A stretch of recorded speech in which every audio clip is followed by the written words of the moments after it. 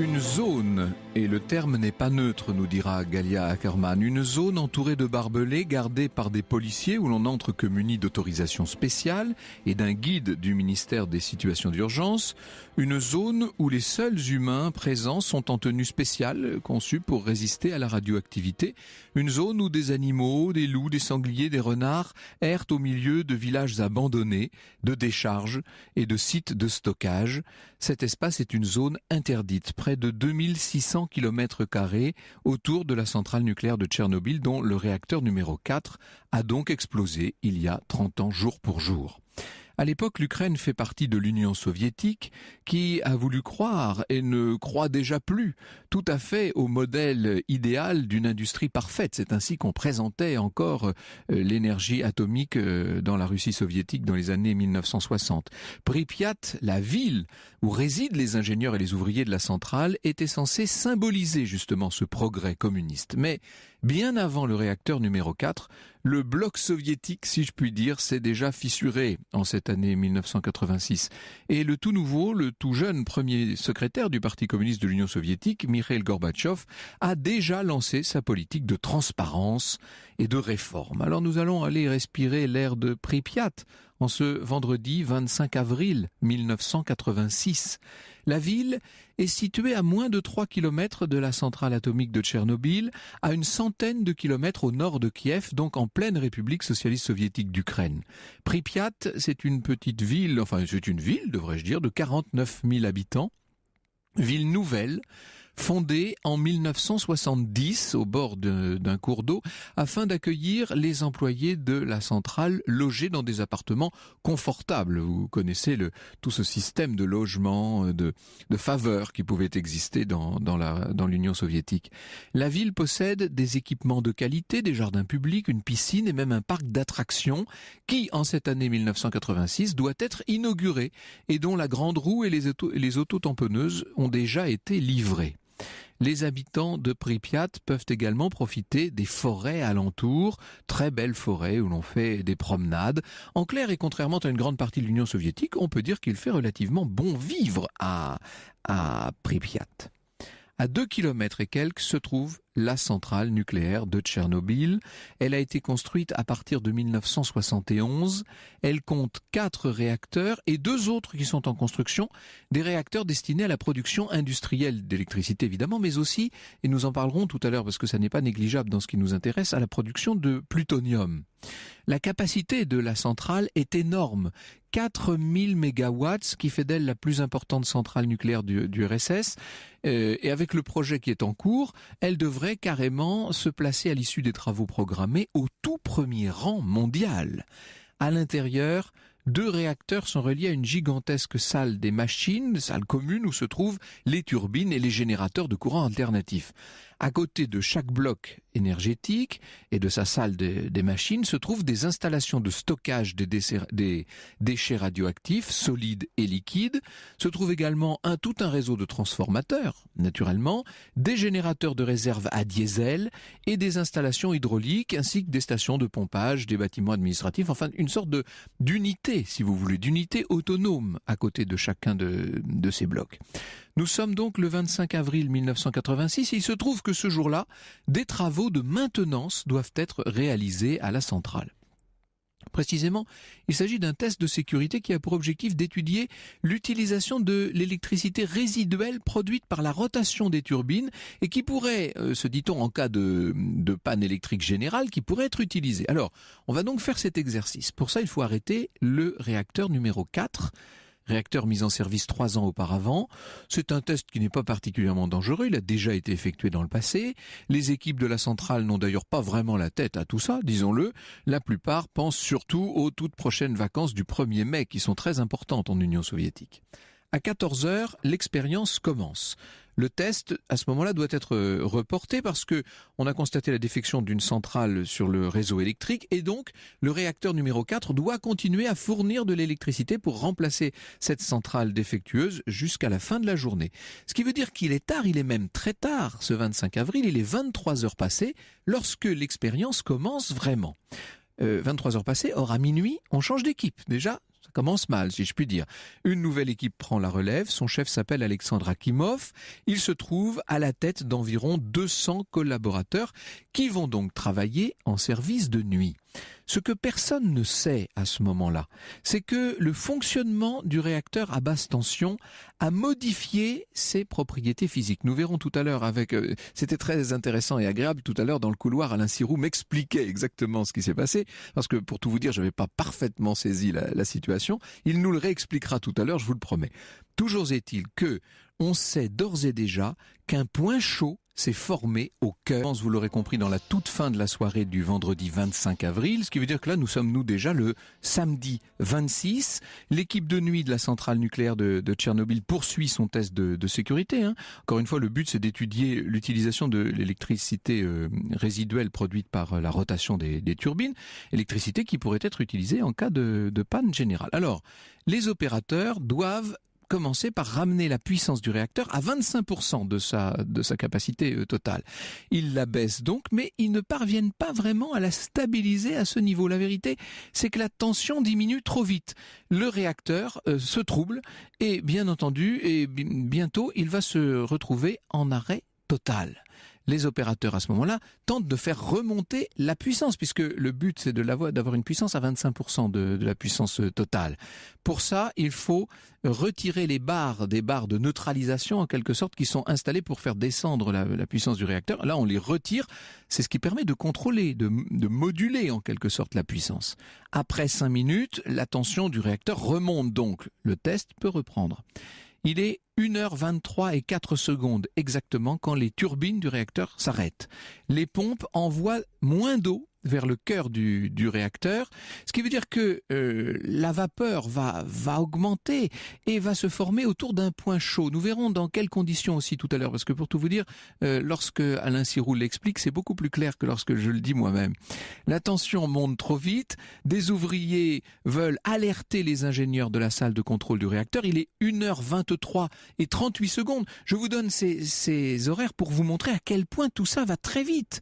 Les turbines s'arrêtent à 4 secondes, 36 secondes plus tard, le chef de l'équipe de nuit, Alexandre Akimov, actionne le fameux bouton rouge, le bouton d'arrêt d'urgence, qui provoque l'abaissement des barres de contrôle dans le cœur du réacteur. Donc les revoilà, ces barres qui vont faire baisser la puissance du réacteur. Sauf que la manœuvre va produire l'effet inverse. Alors là encore pour une raison physique assez stupéfiante, mais d'un seul coup on va voir augmenter dans des proportions folles la tension du fameux réacteur. Et en à peine 4 secondes, le réacteur atteint 100 fois sa valeur nominale. Alors là, vous imaginez, branle-bas de combat, les clignotants, les voyants qui se mettent à marcher dans tous les sens, les alertes, la panique est générale. Quelques secondes après retentit la première explosion, il n'y a plus de courant, et puis une deuxième explosion encore plus forte, et à ce moment-là, la dalle supérieure de protection, qui est une dalle en béton, qui fait plus de 1000 tonnes quand même, cette dalle se soulève, elle n'est pas protégée par une enceinte de confinement, à l'intérieur de la centrale, certains ouvriers sont déjà brûlés vifs. Voilà ce que nous dit Galia Ackerman, une boule d'énergie électrique, mesurant près de 7 mètres de diamètre et 3 mètres de hauteur, a surgi dans le tiers supérieur de la zone active du réacteur. Près de 50 tonnes de combustible nucléaire sont alors évaporées sous l'impact de cette boule et ont été projetées dans l'atmosphère à une hauteur variant de 1 à 11 km. C'est cette masse qui a formé le fameux nuage de Tchernobyl. De cette fumée lourde, nauséabonde, s'échappe de l'iode, du plutonium, du césium, l'équivalent de 10 fois la teneur de la bombe d'Hiroshima. Vous imaginez l'ampleur de cette catastrophe. Du fait de l'explosion et de la poussière radioactive, les forêts des alentours de Pripyat, essentiellement composées de pins et de bouleaux, ces forêts se mettent à scintiller dans la nuit noire. Pendant ce temps, à l'intérieur de la centrale, les ouvriers sont piégés par l'épaisse fumée à l'odeur métallique. Ils sont piégés par l'obscurité, puisque je vous dis que dès la première explosion, tout s'est arrêté. Certains commencent à vomir, ça ce sont les premiers signes de la radiation. Or, l'incendie menace à présent les autres réacteurs. Près de 30 pompiers se rendent sur place de toute urgence. Leurs protections contre la radioactivité sont vraiment tout à fait rudimentaires. À 2h30 du matin, donc on est là plus d'une heure maintenant, 1h07 après l'explosion, le directeur de la centrale, qui s'appelle Bryukhanov, va se présenter. 1h30 plus tard arrive l'ingénieur en chef Fourmin. Voyez alors là par contre là ça va plus vite du tout, c'est-à-dire que les réactions humaines ne sont pas à la rapidité, ne sont pas à la mesure de la rapidité des phénomènes physiques, ça c'est le moins qu'on puisse dire.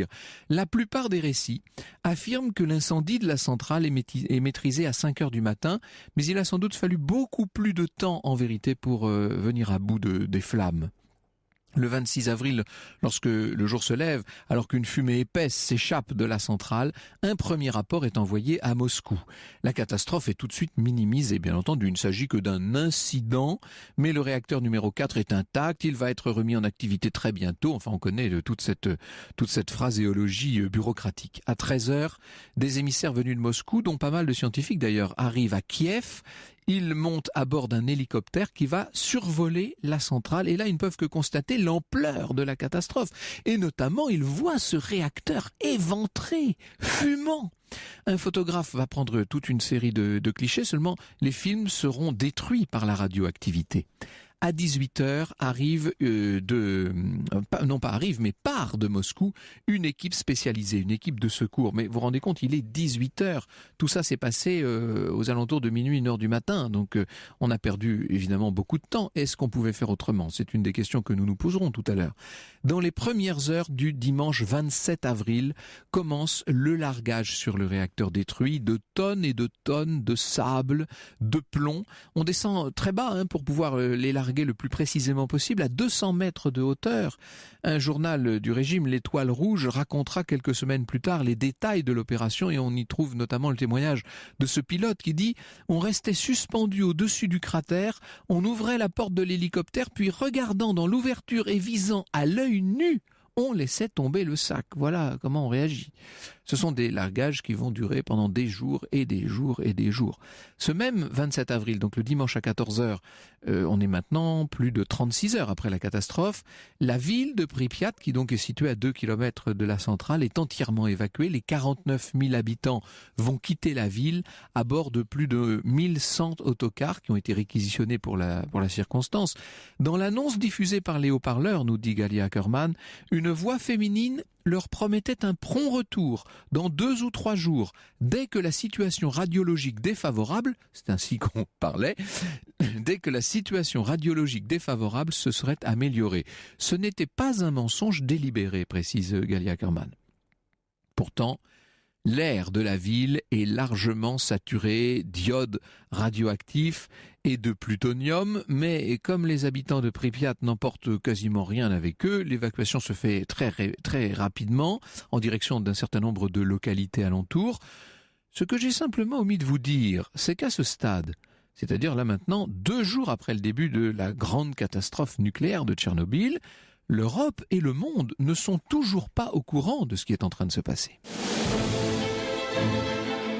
Franck Ferrand vous propose de revivre la catastrophe de Tchernobyl. C'était il y a 30 ans, le 26 avril 1986. Vous pouvez bien sûr réagir à cette émission. Posez vos questions à Franck Ferrand et ses invités. Rendez-vous sur Twitter avec le hashtag ACDH ou sur la page Facebook Au cœur de l'histoire. Franck Ferrand revient dans un instant. Europe 1, au cœur de l'histoire. Franck Ferrand, 14h, 15h sur Europe 1. C'était le 26 avril 1986, la catastrophe nucléaire de Tchernobyl. Alors, Franck Ferrand, il y a un instant, vous venez de nous faire revivre cette catastrophe minute par minute, étape par étape, mais le monde n'est toujours pas au courant. Non. Et c'est seulement au matin du lundi 28 avril que la Suède donne l'alerte à propos d'un taux de radioactivité en Europe du Nord anormalement élevé.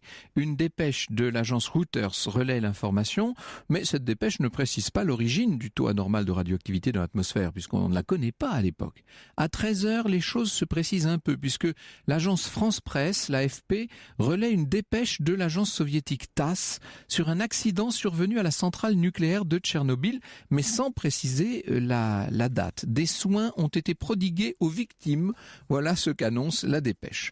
Le soir, un premier communiqué venu de Moscou parle de la catastrophe et la Pravda d'Ukraine, enfin je devrais dire l'édition ukrainienne de la Pravda, reproduit ce communiqué le lendemain, mais en ayant pris soin d'en retrancher les 2 premières phrases, celles qui font état des victimes et qui annoncent la création d'une commission gouvernementale. N'affolons pas les populations, n'est-ce pas ?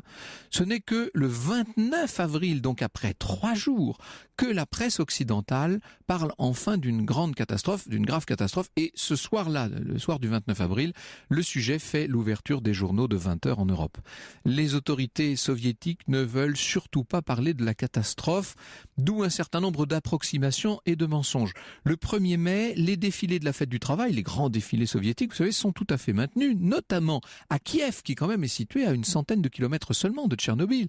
Le lendemain, les agences annoncent que l'incendie est éteint, et c'est des États-Unis que vient l'essentiel des nouvelles dont on dispose. La CIA parle à ce moment-là de 2 à 3 000 morts. Le 3 mai, le bilan officiel est toujours le même, 2 morts et 197 personnes hospitalisées. Les autorités soviétiques assurent que la vie a repris son cours à Kiev et que, en gros, tout va bien. Le 4 mai, les habitants de Tchernobyl sont enfin évacués. On dirait mieux vaut tard que jamais.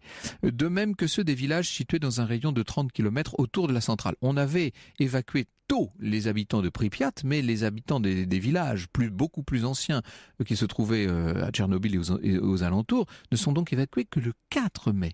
En tout, 48 villages ukrainiens, soit près de 24 000 personnes au total. Ce n'est pas simple d'évacuer tout ce monde-là. Il faut également évacuer tout ce qu'il y a, le bétail, etc. Cette seconde évacuation va prendre 5 jours.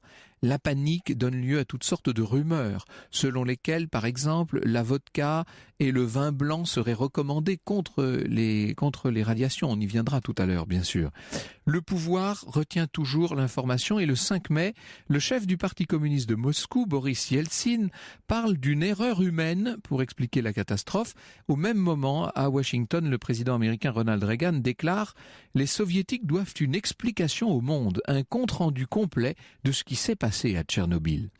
Le lendemain, 6 mai, est organisée la première conférence de presse depuis l'accident. Des officiels prennent place devant une forêt de micros pour répondre aux questions des journalistes soviétiques, mais aussi des journalistes étrangers. Le ministre de la Santé parle toujours de 2 morts, mais le nombre de personnes hospitalisées a été revu à la hausse, 204 dont 18 dans un état grave, annonce le ministre. Boris Yeltsin garantit qu'il n'y a plus de fuites radioactives et que 49 000 personnes ont été évacuées. Quant à Mikhail Gorbatchev, lui ne parle toujours pas, puisqu'il attendra pour s'exprimer le 14 mai. Pendant ce temps, à Kiev, on demande à la population de sortir le moins possible, de fermer soigneusement les fenêtres, de laver à grande eau les planchers pour éliminer les poussières radioactives. Des distributions d'iode commencent. Il est interdit de boire l'eau de la ville, évidemment. Kiev devient une sorte de ville morte, alors que des envoyés spéciaux de l'agence TASS affirment que la capitale de l'Ukraine est en pleine activité, que les théâtres et les salles de concert sont combles comme si de rien n'était. Le 10 mai 1986, après 15 jours de largage de sable et de plomb, les rejets radioactifs sont enfin maîtrisés. Commence la période de nettoyage, de décontamination et la fameuse construction du sarcophage sur le réacteur détruit. De mai à novembre, donc ça va prendre 6 mois cette affaire, on va voir 600 000 hommes, alors en rotation bien entendu, mobilisés pour cette entreprise extraordinaire. Il s'agit de liquidateurs, si l'on peut dire, venus d'Ukraine, de Biélorussie, de Lettonie, de Lituanie, de Russie bien sûr. Parmi eux des militaires, des appelés du contingent, des constructeurs de métro de Kiev et de Moscou, des équipes médicales, des équipes de nettoyage, etc. Vêtus de tabliers de plomb de 35 kilos censés protéger leur moelle épinière des radiations. On leur donne de la vodka pour les motiver et certains n'ont pas le droit de rester plus de 45 secondes à la fois sur le chantier pour éviter les radiations. Donc on imagine, ce sont des conditions qui sont tellement différentes de tout ce qu'on a pu vivre dans tant et tant d'autres technologies. Des pompiers, des miliciens, des agents de police et de la circulation veillent à empêcher les vols et ils interdisent à certaines personnes d'aller évidemment dans la zone interdite. Des mineurs doivent quant à eux creuser un tunnel de 170 mètres de long sous le réacteur pour installer un coussin de béton, parce que c'est pas le tout de faire le sarcophage par-dessus. Il y a ce coussin de béton souterrain qui doit empêcher les substances de s'enfoncer dans la terre et d'atteindre les nappes phréatiques où elles causeraient des dégâts irrémédiables. Entre-temps, le directeur de la centrale et certains de ses adjoints ont été limogés. Ils devront s'expliquer devant la justice soviétique. De cela aussi, nous parlerons tout à l'heure. Au total, 116 000 personnes sont évacuées en 1986. 116 000 personnes dans une zone de 30 km autour de la centrale, qui aujourd'hui est toujours la fameuse zone d'exclusion. Et à l'heure où je vous parle, dites-vous que près de 8 millions de personnes, dont 2 millions d'enfants, vivent encore sur les 160 000 km² de terre contaminée en Ukraine, en Biélorussie et en Russie. Bonjour Galia Ackerman. Bonjour. Merci beaucoup d'être avec nous. Je suis ravi aussi qu'Alain Sirou soit des nôtres. Vous avez compris pourquoi. Je ne suis pas très doué en physique en général, alors la physique nucléaire. Europe 1, au cœur de l'histoire. Franck Ferrand, 14h, 15h sur Europe 1. Et aujourd'hui, l'émission sur Europe 1 est consacrée à la catastrophe nucléaire de Tchernobyl qui s'est déroulée il y a 30 ans jour pour jour. Franck Ferrand, vous recevez 2 invités pour en parler aujourd'hui. Galia Ackerman, essayiste, journaliste et traductrice, auteur de Traversée Tchernobyl, paru il y a quelques semaines chez Premier Parallèle.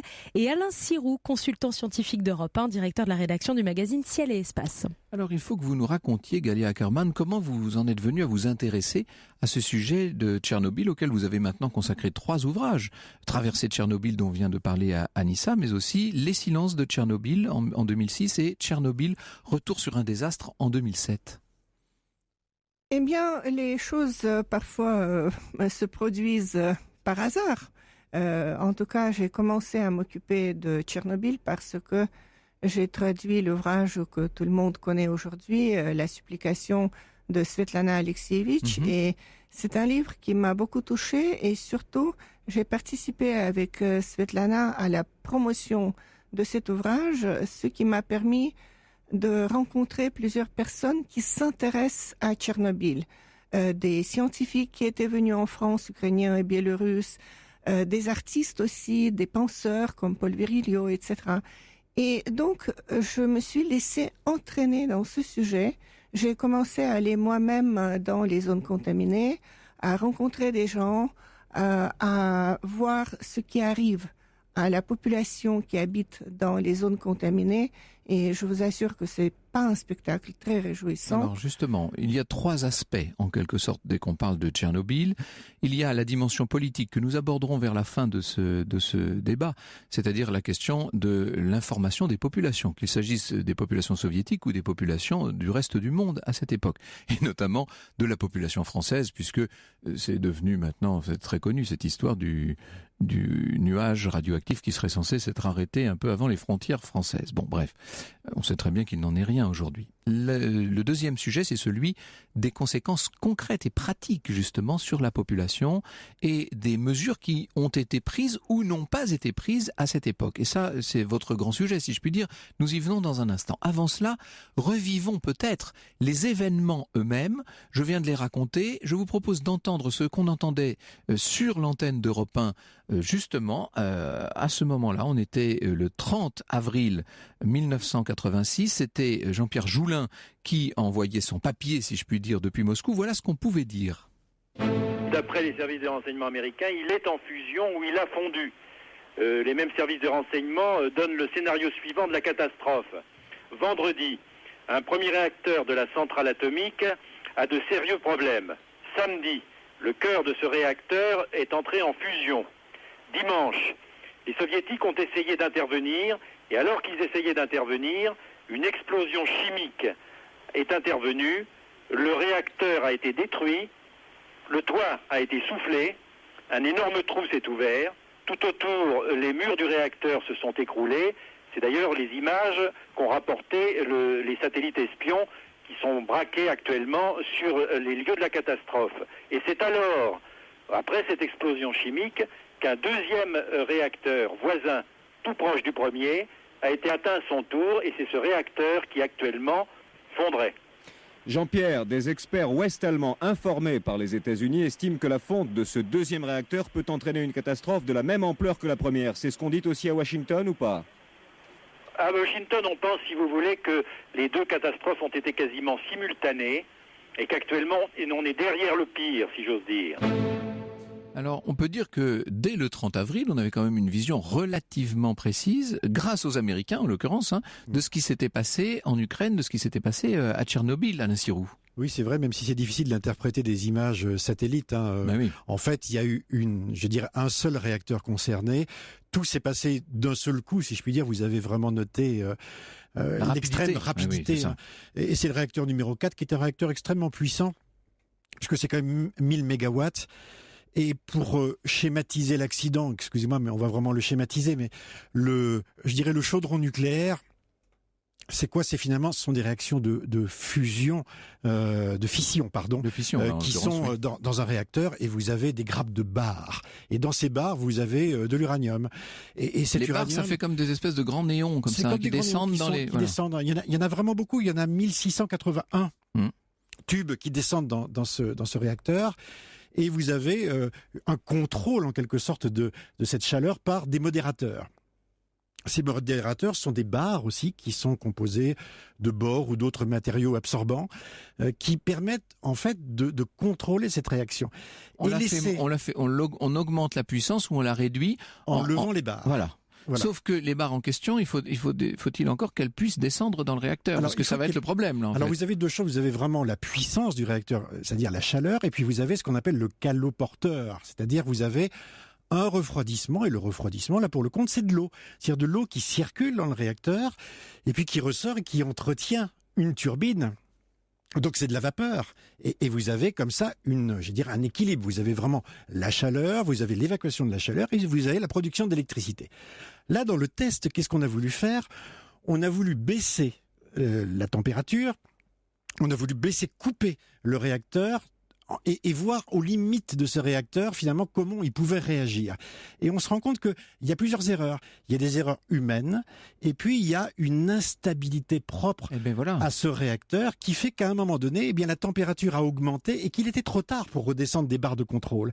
Et donc, la tentative de... Quand vous dites qu'il était trop tard, c'est-à-dire que la température était telle que ça n'aurait plus servi à rien et que de toute façon, les barres ne pouvaient plus descendre dans le réacteur, c'est ça ?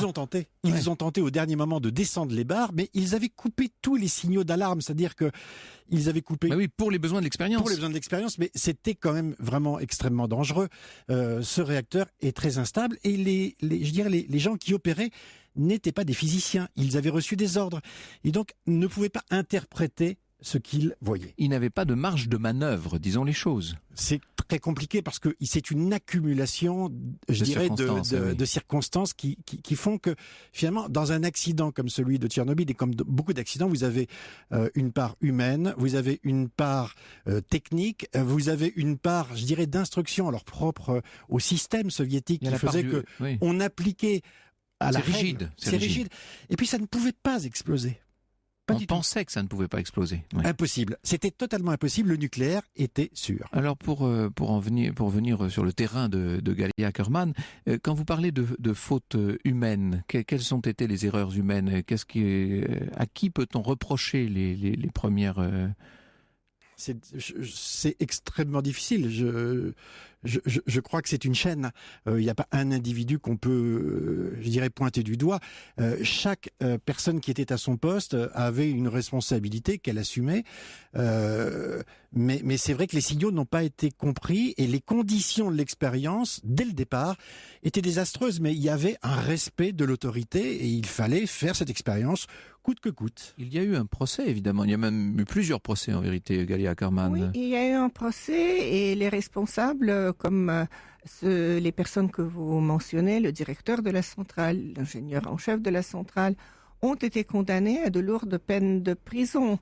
Mais je crois que c'est une responsabilité qui aurait dû être partagée entre peut-être eux et ceux qui ont, par exemple, conçu cette expérience et ceux qui ont en général approuvé le fonctionnement de ce type de réacteur, étant persuadés qu'il était tellement sûr qu'on aurait pu, comme disait le grand académicien nucléaire Alexandrov, en installer un sur la place rouge. Un réacteur de ce type Tellement il était sûr. était considéré sûr comme un samovar. Sauf que là, le samovar est tombé en panne, si je puis dire, ou plutôt s'est emballé, ce qui est bien plus grave, avec des conséquences qui d'emblée ont été terribles. En termes, il faut parler donc de ce fameux nuage et de ses conséquences, Alain Sirou. On peut parler de plusieurs nuages. En fait, il y en a au moins 6 qui ont été observés, puisque ce qui s'est passé, c'est qu'il y a eu ce qu'on appelle en termes nucléaires une excursion, c'est-à-dire vraiment l'explosion du réacteur qui a soufflé, vous l'avez décrit, le chapeau. Et le deuxième problème de ce réacteur RBMK, donc soviétique, c'est qu'il n'y avait pas d'enceinte de confinement, pas de coffre-fort. Et la première, je dirais, réaction dans les pays occidentaux et après Tchernobyl, ça a été de construire des doubles systèmes de confinement pour maintenir la radioactivité. Et donc là, on a vu quoi ? On a vu une explosion et la libération dans l'atmosphère de gaz radioactifs, de graphite, d'uranium, etc. Et le cœur du réacteur a fondu. Mais n'oubliez pas que 95% du combustible est resté à l'intérieur du cœur. Donc les 5% qui se sont volatilisés ont contaminé pratiquement toute l'Europe. Incroyable. Donc c'est ça qui est extrêmement important. Il y avait pratiquement, je crois qu'il y avait 160 tonnes de combustible d'uranium à l'intérieur du réacteur. Il en reste 95%. On évacue très vite Pripyat, mais pas les autres villes. Il va falloir quand même plusieurs jours avant qu'une véritable politique sanitaire soit mise en place. C'est lié à quoi cette lenteur, Galia Ackerman ? Je crois que les autorités soviétiques, il ne faut pas les présenter comme des monstres, n'ont pas compris eux-mêmes l'importance de ce qui venait de se passer. En fait, vous savez, il n'y avait pas de dosimètre, il n'y avait pas d'instrument même pour mesurer la radioactivité. Il fallait, comme vous l'avez dit, faire des survols de ce réacteur détruit et fumant pour se rendre compte qu'il était détruit, parce que la direction de la centrale, au début, n'a même pas cru que c'était possible, la destruction du réacteur. Et donc, il fallait décider quelles mesures de prendre un peu à l'aveugle. Il fallait prendre des mesures, surtout partout, pour décider ce qu'il faut évacuer, il faut pas évacuer. Donc, pour Pripyat, c'était assez sûr, parce que la ville a été irradiée au plutonium. Donc ça a été décidé relativement vite. Mais même là, je vous donne un petit détail assez terrible. Le 26 avril, donc le réacteur a déjà explosé dans la nuit, mais c'est une journée ensoleillée d'avril. Il y a des mariages qui se font au grand air à Pripyat.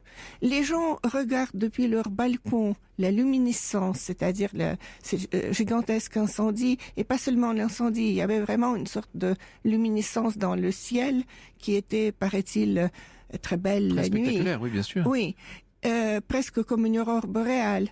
Il y avait des gens qui ont pêché, et même à cette occasion, pour calmer la population, parce que bien sûr les bruits ont couru depuis le petit matin, on a mis en route cette grande roue qui est visible sur toutes les photos de Pripyat.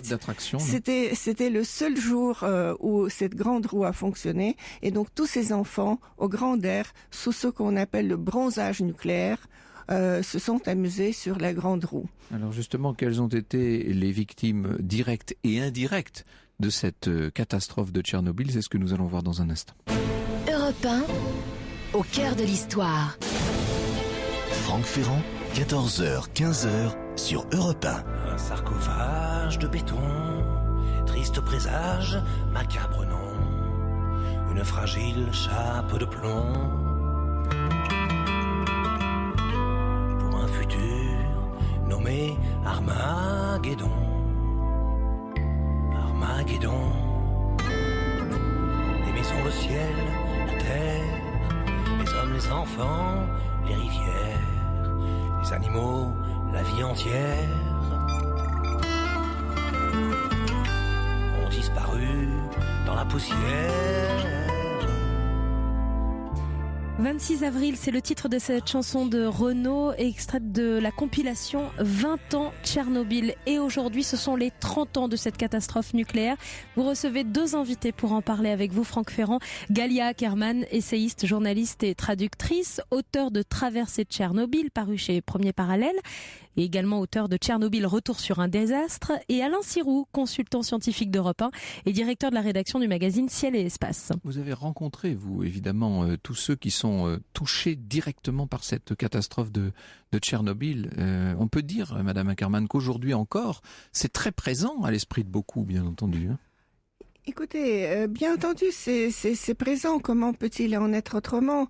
Vous avez parlé de 600 000 liquidateurs qui ont participé aux travaux de nettoyage et remise en marche de la centrale, parce que il y avait cet objectif purement communiste. L'homme soviétique devait vaincre l'atome, comme on disait à l'époque, et donc il y avait cet objectif prioritaire et totalement fou, je dirais, de remettre rapidement en marche la centrale sinistrée.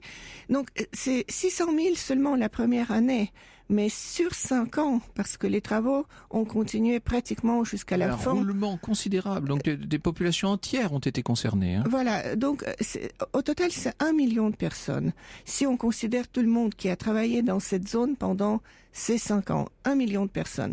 De ces 1 million de personnes, une grande partie sont des Ukrainiens, mais aussi, comme vous l'avez dit, les gens qui sont venus des 4 coins de l'Union soviétique. Pour la plupart, ce n'étaient pas des volontaires. Il ne faut pas exagérer quand même cet esprit de sacrifice du peuple soviétique. Il faut dire que près de la moitié, c'était l'armée, c'est-à-dire les conscrits, les appelés, ou les militaires professionnels qui étaient bien obligés d'y aller, y compris les soi-disant troupes chimiques qui s'occupaient surtout de la décontamination. Mais il y avait aussi chaque ministère et chaque grande usine ont envoyé des gens à Tchernobyl en mission. Et à l'époque soviétique, on ne pouvait pas refuser une mission parce que il y avait ces soi-disant livrets de travail. On consignait chaque poste que la personne occupait avec des appréciations. Et donc, si la personne refusait, elle n'aurait plus jamais eu de travail. Donc, les gens étaient bien obligés d'y aller. Et ils ont vécu dans des conditions horribles. Il y avait des gens qui ont travaillé à des endroits extrêmement dangereux, comme ce que vous avez mentionné, le toit du réacteur adjacent, du 3e réacteur, qui a été jonché de débris du combustible nucléaire, et que les gens, pratiquement avec une tenue de protection qui ne valait pas grand-chose. Pas tout à fait, mais enfin, oui. Presque à main nue, à l'appel, on le voit dans plusieurs documentaires. Ramasser à l'appel quelques débris et couraient avec leurs feuilles de plomb qui sorte de tablier de plomb qu'ils portaient, donc parce que il était très dangereux de rester sur le toit plus de 45 secondes. C'est incroyable. Maintenant, c'était des gens en bonne santé à l'époque. On prenait des gens de 30-40 ans. Quelles ont été les conséquences? Est-ce qu'on a une idée du bilan sanitaire? C'est très difficile à dire. Je vais vous expliquer pourquoi.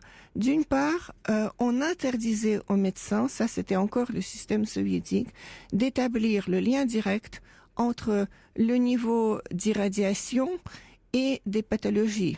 Ensuite, vous savez, l'Union soviétique s'est décomposée, a éclaté en 1991. Donc ces liquidateurs sont retrouvés dans différents pays. Il n'y a pas eu de registre unique. Et ce que nous savons, c'est surtout par des associations d'anciens liquidateurs. Donc on évalue qu'il y a à peu près sur ce million, à peu près 100 000 personnes qui sont mortes. Maintenant, je ne saurais pas vous dire que 100 000 sont directement morts. Décédés des conséquences, oui, bien sûr. Oui, mais on sait aussi que la plupart de ces gens sont malades, qu'ils ont toutes sortes de pathologies de santé, non seulement des cancers, mais aussi des maladies cardiaques. C'était aussi un énorme stress. Donc il y a des maladies neurologiques très présent parmi les liquidateurs. Il y a une dimension politique évidente de cet événement, Alain Sirou. On a beaucoup employé le mot soviétique depuis le début de cette émission, et pour cause. On est à la toute fin de l'URSS, 5 ans effectivement avant la chute de cet empire communiste, et c'est l'époque où les soviétiques sont en train de s'incliner devant les Américains sur le plan spatial, avec l'initiative de défense du président Reagan, et simultanément arrive cet accident nucléaire. On a envie de dire que les deux grands piliers de la science soviétique s'effondrent en même temps. C'est très marquant parce que je dirais ça m'a vraiment marqué en lisant le livre de Madame Ackerman. C'est aussi bien l'atome que l'espace sont des constituants forts du soviétisme. C'est-à-dire, c'est le cosmonaute Gagarine, c'est le premier cosmonaute de l'humanité, propagandiste évidemment, et c'est Lénine avec l'électrification générale de l'URSS. Alors, ces deux piliers-là ont les mêmes racines et en même temps le même comportement. Vous trouvez des villes secrètes, tout est caché. Et vous avez vraiment une omerta profonde sur ces deux piliers du soviétisme. Il y avait d'ailleurs beaucoup d'accidents nucléaires en Union soviétique. Il y en a eu beaucoup. C'est difficile encore aujourd'hui de faire le recensement, mais on connaît surtout celui de Kyshtym qui a été extrêmement important. On a bien vu à quel point les autorités locales ne voulaient pas communiquer. Il a fallu du temps aux autres, si je puis dire, pour communiquer. Et on a vu en France un certain nombre de spécialistes essayer de nous rassurer à toute force. Voilà, par exemple, au micro de Benoît Duquesne, donc sur Europe 1, ce que déclarait le professeur Lafuma. On est le 3 mai 1986. Les deux morts sont des gens qui sont morts dans un délai très court, très probablement victimes soit ébouillantés par la vapeur, soit morts dans une explosion, brûlés ou atteints par des projectiles.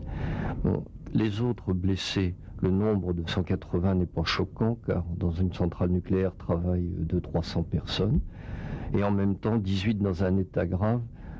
Ça ne veut pas dire que la gravité de l'état soit due à l'irradiation. Ça peut être aussi des gens qui ont eu des blessures. Il est possible qu'il y a quand même une dose d'irradiation en plus, mais il n'y a aucune raison de suspecter ce bilan. Les 2000 morts dans la population tels que les ont annoncés les Américains, très franchement, ça je ne crois pas. Alors évidemment, il faut faire la part du fameux lobby nucléaire, mais on a essayé aussi en Occident de minimiser les choses. Et alors il y a l'affaire du fameux nuage qui se serait arrêté aux frontières. Il faut en dire un mot, Alain Sirou. Oui, ça concerne autant les météorologistes que les physiciens. Oui, puis c'est une autre époque, 1986. Il n'y a pas Internet, il n'y a pas les réseaux sociaux. La télévision donne la doxa. C'est une catastrophe qui s'est passée ailleurs. L'Union soviétique est extrêmement fermée toujours. Ce qui est extraordinaire, c'est qu'il n'y a pas du tout d'observateurs autres que par satellite pour voir ce qui se passe. Donc, dans un pays qui est sans doute celui qui va devenir le plus nucléarisé du monde, c'est-à-dire la France, il y a nécessité et obligation de rassurer et de dire que finalement, il y a pas de raison d'être inquiet. Un mot juste, parce que là nous sortons du cadre historique et je voudrais qu'on revienne avec Galia Ackerman à des considérations plus historiques, mais un mot sur les risques actuels et sur l'affaire de Fukushima aussi. Est-ce qu'on peut comparer les deux catastrophes ? On peut les comparer, même si les causes ne sont pas les mêmes. Fukushima, c'est suite à un tremblement de terre et puis une inondation, je dirais, de la centrale avec rupture d'électricité et de circuits de refroidissement. Et là, on a 3 réacteurs qui sont entrés en fusion avec des émissions, des explosions, etc. Et Fukushima est aujourd'hui une catastrophe qui continue. Et oui, ça, il faut jamais oublier de le dire. Absolument. Là, c'est pas de l'histoire, c'est de l'actualité. C'est de l'actualité. On continue de polluer actuellement. En ce moment même, on continue de refroidir les cœurs des réacteurs sans connaître exactement l'état de l'intérieur de ces réacteurs. L'eau est récupérée, l'eau contaminée, elle est de temps en temps relâchée dans l'océan. Et aujourd'hui, même s'il n'y a plus, je dirais, de risque d'explosion à Fukushima, en tout cas avéré, on a remarqué 2 choses. D'abord, l'opérateur TEPCO qui a menti en continu et qui cache des informations régulièrement. Et puis ensuite, le fait que ça continue de façon régulière et permanente. Merci beaucoup pour cet éclairage toujours très précis. Merci Alain Sirou. Je signale que le numéro de mars-avril de Ciel et Espace est actuellement en kiosque. Il y est question notamment des ondes gravitationnelles, la nouvelle astronomie, nous expliquez-vous. Alors ça, c'est une sorte de révolution complète du paysage. Et puis, un numéro hors série, par ailleurs, de Ciel et Espace, sur le nouveau guide du système solaire. Vous avez trouvé des nouvelles planètes à nous montrer, c'est ça ? Des milliards. Des milliards. Alors, juste un mot, parce que malheureusement, nous n'avons plus beaucoup de temps, Galia Ackerman. Il faut expliquer qu'aujourd'hui, cette zone de Tchernobyl n'est pas déserte comme on pourrait l'imaginer. Des gens y vivent, soit parce qu'ils y sont contraints, soit parce qu'ils l'ont choisi. Il y a une présence humaine et une souffrance dans cette zone de Tchernobyl. C'est ce que vous nous expliquez avec beaucoup de sensibilité. Oui, la zone interdite fait 2600 km². Il y a quelques centaines de vieilles personnes qui ont choisi de revenir dans cette zone malgré l'interdiction formelle d'y habiter, simplement parce qu'ils sont attachés à leurs racines, à leur maison, à leur terre. C'est la psychologie paysanne traditionnelle. Mais en plus, il y a à peu près 10 000 personnes qui travaillent dans cette zone et qui y habitent par intermittence, c'est-à-dire, disons, ils travaillent 4 jours par semaine et habitent ces jours-là, ils dorment la nuit sur place et ils partent pour 3 jours chez eux. Et de quoi ces gens s'occupent ? Eh bien, en clair, ils nous préservent des conséquences de Tchernobyl, parce que ce sont des forestiers, ce sont des gens qui prennent des mesures de radiation dans l'air, dans les sols, etc. Ce sont des ingénieurs qui continuent à s'occuper de sites de stockage, ce sont des forestiers qui nous protègent d'incendies, en s'occupant des forêts, etc. C'est-à-dire, ce sont nos anges gardiens. Les anges gardiens et, en quelque sorte, pour certains des héros, toutes les catastrophes humaines ont vu émerger de grands destins. Il y a des héros de Tchernobyl, comme il y en a eu à Lisbonne en 1755, par exemple. Pour les connaître et pour prendre la mesure de leur travail, je ne peux que renvoyer à vos ouvrages, et notamment au dernier, Traverser Tchernobyl, aux éditions Premier Parallèle. Merci beaucoup, Galia Ackerman. Dans un instant sur Europe 1, les origines des pâtes alimentaires. L'histoire sur Europe 1, c'est avec Franck Ferrand. Europe 1, au cœur de l'histoire. Retour aux origines. Avec pour vous aujourd'hui, Franck, une question d'Odile qu'elle vous a envoyée par courrier. Elle voudrait connaître les origines des pâtes alimentaires. Alors c'est une origine chinoise, comme bien souvent. Ce sont les Chinois qui auraient inventé ça il y a 4000 ans déjà. Et la légende voudrait que les pâtes soient arrivées en Occident dans les cales de Marco Polo. En fait, c'est une légende, ça. D'ailleurs, il y aurait beaucoup à dire sur Marco Polo, mais c'est un tout autre sujet.